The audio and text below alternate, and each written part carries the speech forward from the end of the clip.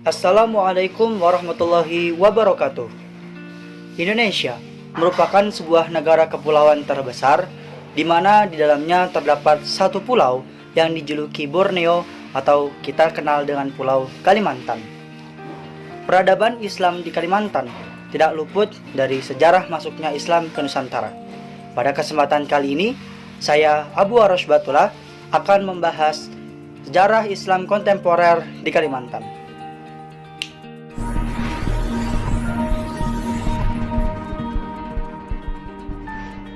Demografi Kalimantan. Secara astronomis, Pulau Kalimantan terletak di antara 4 derajat 24 lintang utara sampai 4 derajat 10 lintang selatan dan 108 derajat 30 bujur timur sampai 119 derajat bujur timur. Pulau Kalimantan termasuk pulau yang dilewati oleh garis 0 derajat atau garis khatulistiwa. Kalimantan terkenal dengan luasnya pulau dan dari luasnya pulau-pulau yang ada di Kalimantan, sehingga menyebabkan Kalimantan dibagi menjadi beberapa daerah atau beberapa provinsi. Di antaranya ada Kalimantan Barat, Kalimantan Selatan, Kalimantan Timur, Kalimantan Tengah, dan Kalimantan Utara. Dari berbagai wilayah tersebut, jumlah penduduk di Kalimantan diperkirakan mencapai 16,23 juta jiwa. Menurut survei penduduk antar sensus, jumlah tersebut terdiri atas 8,32 juta jiwa laki-laki dan 7,9 juta jiwa perempuan. Dan di dalam Kalimantan terdapat 13,23 juta jiwa penduduk yang memeluk agama Islam.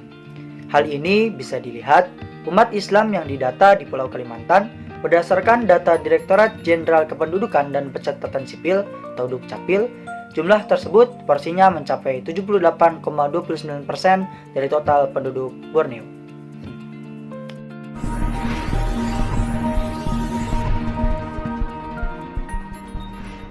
Sejarah masuknya Islam ke Kalimantan tidak luput dari sejarah masuknya Islam ke Indonesia. Dalam hal ini, terdapat banyak sekali teori yang mengatakan bahwa Islam masuk ke Nusantara bisa melalui orang India atau orang Gujarat. Kemudian disusul oleh teori-teori yang lain, misalnya teori Persia dan teori Arab. Sedangkan di Kalimantan sendiri, Islam masuk melalui Pontianak, yaitu pada abad ke-18. Di Kalimantan Barat, tepatnya di hulu Sungai Pawan, temukan pemakaman Islam kuno. Di Kalimantan Timur, Islam masuk melalui Kerajaan Kutai. Dan di Kalimantan Selatan, Islam masuk melalui Kerajaan Banjar. Dan di Kalimantan Tengah, ditemukan Masjid Gede Kota Waringin yang dibangun pada tahun 1434 Masehi.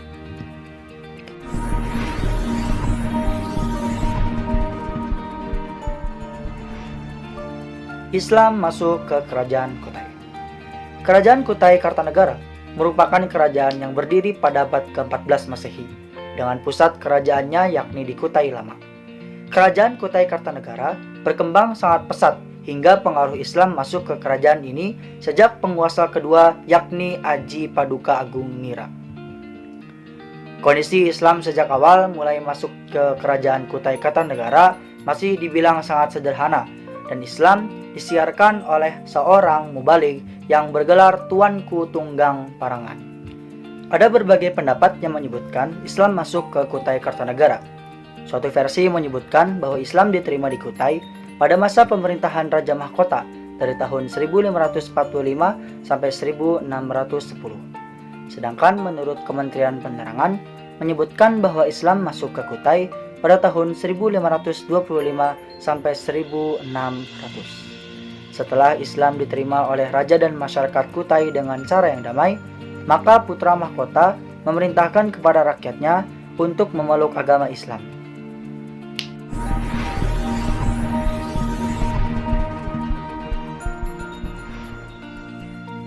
Selanjutnya, kita akan membahas tentang jejak-jejak peradaban Islam di Kalimantan. Yang pertama, ada Masjid Kiai Gede Kota Waringin. Masjid Kiai Gede adalah salah satu masjid peninggalan bersejarah di Kota Waringin Barat, Kalimantan Tengah. Masjid Kiai Gede ini dibangun pada tahun 1632 Masehi, tepatnya pada masa pemerintahan Raja keempat dari Kesultanan Banjarmasin, Sultan Mu'tasim Billah. Nama masjid ini diambil dari nama seorang ulama yang telah berjasa besar dalam menyebarkan ajaran agama Islam di Pulau Kalimantan, khususnya di wilayah Kota Waringin. Ulama tersebut adalah Kiai Gede, seorang ulama asal Jawa yang diutus ke Sultan Demak untuk menyebarkan ajaran Islam di Pulau Kalimantan.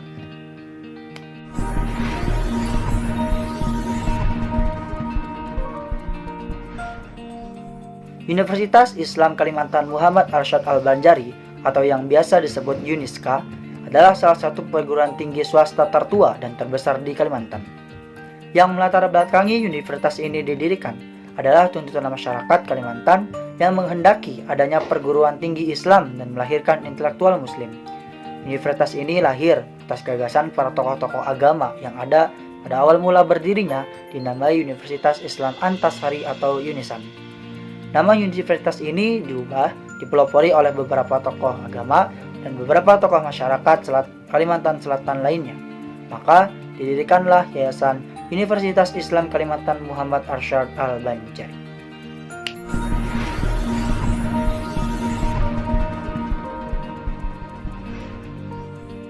Muhammad Baisuni Imron lahir pada 25 Zulhijjah atau 16 Oktober 1885 Masehi di Sambas, Kalimantan Barat, Indonesia. Beliau wafat pada 29 Rajab atau 26 Juli 1976 Masehi dan dimakamkan di Sambas. Muhammad Baisuni Imron merupakan seorang qadhi, seorang mufti, dan ulama besar yang sangat kritis dan reformis. Pemikirannya telah mengguncang dunia Islam pada abad ke-20.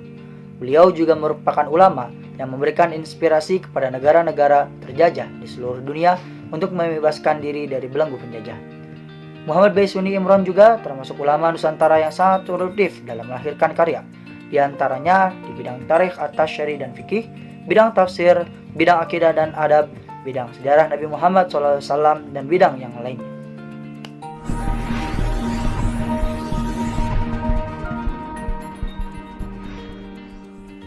Yang kedua, pada Haji Abdur Rasyid.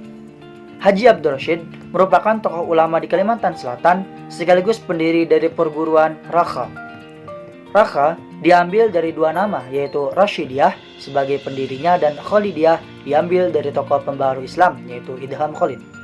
Haji Abdur Rasyid juga mendirikan pesantren Rasyidiyah Khalidiyah pada tanggal 13 Oktober 1922. Faktor yang melatar belakangi berdirinya pesantren ini yaitu faktor sosiologis, di mana kondisi objektif masyarakat menguntai pada sekitar tahun 1920-an. Pada saat itu, kesadaran hidup beragama yang sesuai dengan Al-Quran dan As-Sunnah mulai terasa menipis. Dan faktor yang kedua, yaitu faktor psikologis yang mendorong lahirnya pesantren Rasyidiyah Khalidiyah karena ada keinginan dari Haji Abdur Rasyid untuk menciptakan masyarakat yang kuat dan terhindar dari kemusyrikan.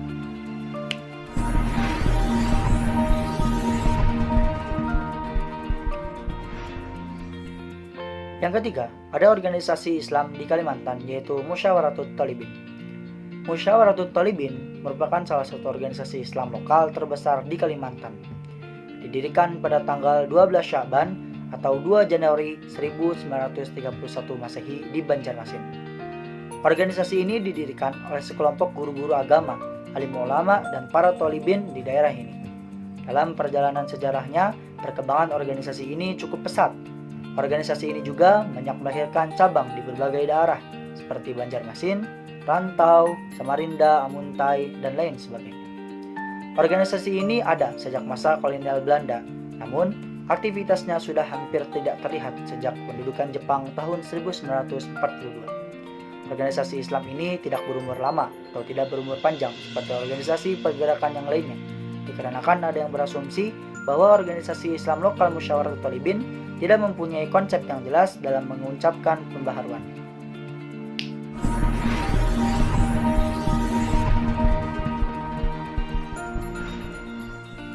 Kita masuk ke pembahasan keseharian umat Islam.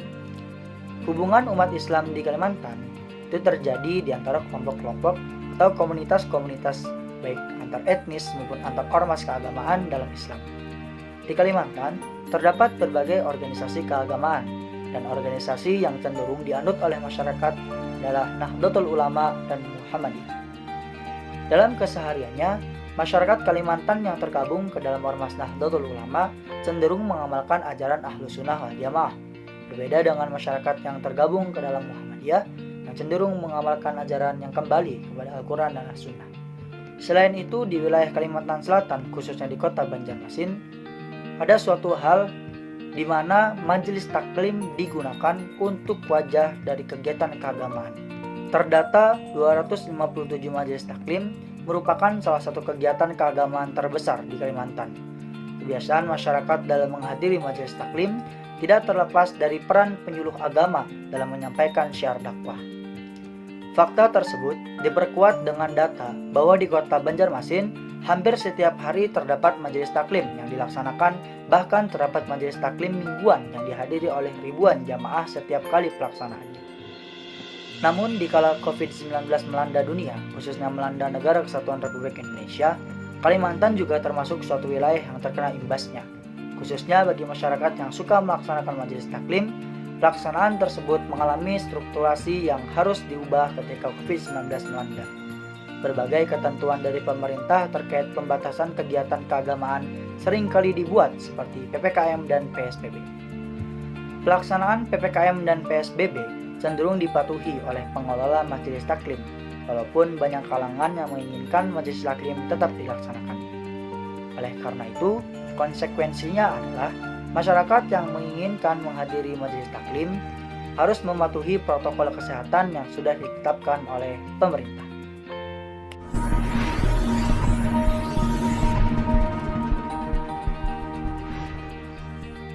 Sejarah Islam kontemporer di Kalimantan tidak dapat terlepas dari sejarah masuknya Islam ke Nusantara. Walaupun di Pulau Kalimantan terdapat berbagai etnis dan berbagai ormas keagamaan yang ada di Pulau Kalimantan, namun kehidupan Islam kontemporer di Kalimantan dapat terus berlangsung hingga saat ini. Sekian dari saya, pamit. Assalamualaikum warahmatullahi wabarakatuh.